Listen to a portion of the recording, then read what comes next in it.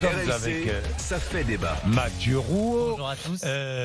Il a voulu, c'est ce que dit Emmanuel Macron, apporter des réponses justes aux justes revendications à l'origine des Gilets jaunes, Mathieu. Et c'est d'abord sur le pouvoir d'achat qu'Emmanuel Macron veut agir. Il promet une baisse d'impôts de 5 milliards d'euros en réduisant de manière significative l'impôt sur le revenu. Ça passera, dit-il, par une suppression des niches fiscales, la nécessité de travailler davantage et une réduction des dépenses publiques. Parce qu'Emmanuel Macron l'a dit, il n'est pas favorable à la suppression d'un jour férié.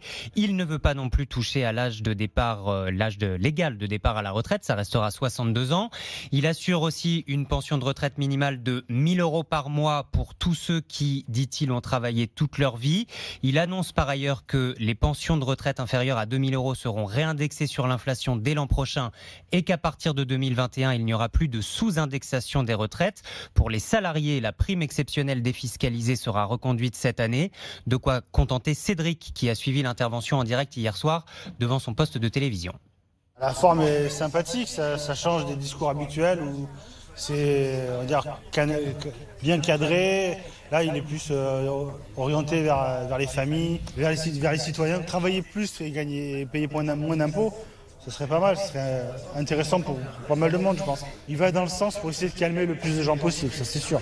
Emmanuel Macron s'est aussi attaché à redonner du pouvoir au niveau local, des services publics à moins de 30 minutes avec la création de Maison France dans chaque canton. Il s'engage aussi à ce qu'il n'y ait plus aucune fermeture d'hôpital ou d'école d'ici la fin du quinquennat. Il fixe un objectif de 24 élèves maximum par classe de la maternelle au CE1. Pour y parvenir, il est prêt à renoncer à la suppression de 120 000 postes de fonctionnaires. Pour ce qui est des hauts fonctionnaires, Emmanuel Macron se dit favorable à la suppression de l'ENA.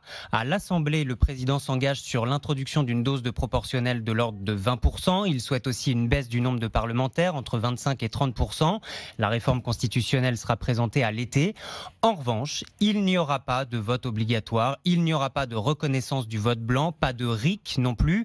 Mais Emmanuel Macron veut une simplification du référendum d'initiative partagée en abaissant le seuil de signature à 1 million de citoyens pour le déclencher. Mais pour Géraldine, gilet jaune à Saint-Brieuc, tout cela n'est que déception.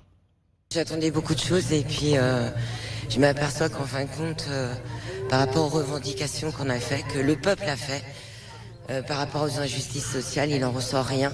Donc moi, ma situation, elle va pas changer. Je suis demandeur d'emploi. Ça fait 5 ans que je suis dans la précarité après 14 ans d'ancienneté dans une entreprise. Et ce que fait notre président, malheureusement, c'est que, comme il dit, il nous écoute, il nous entend, mais il nous répond pas. Il m'a écœuré là, il m'a écœuré.